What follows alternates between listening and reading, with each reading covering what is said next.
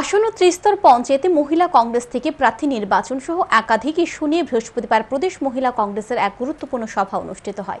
প্রদেশ কংগ্রেস ভবনে আয়োজিত এই দিনের সভায় উপস্থিত ছিলেন প্রদেশ কংগ্রেস সভাপতি আশিস কুমার সাহা, বিধায়ক সুদীপ রায় বর্মন, মহিলা কংগ্রেস সভানেত্রী সর্বাণী দাস ভট্টাচার্য সহ অন্যান্যরা।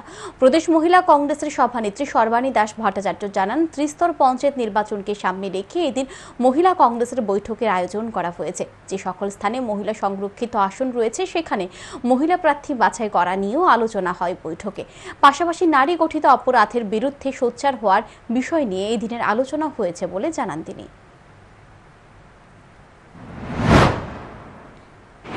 সারা ত্রিপুরা রাজ্যে যেভাবে মহিলাদের উপর এবং ছাত্রী থেকে শুরু করে সমস্ত স্তরের মহিলাদের উপর যেভাবে নির্যাতন চলছে এবং পাশাপাশি কোনো সুরাহা এই বর্তমান বিজেপি সরকার মহিলাদের দিতে পারছে না, সেটা নিয়ে মহিলা প্রদেশ কংগ্রেসের তরফ থেকে সিদ্ধান্ত নিয়েছে।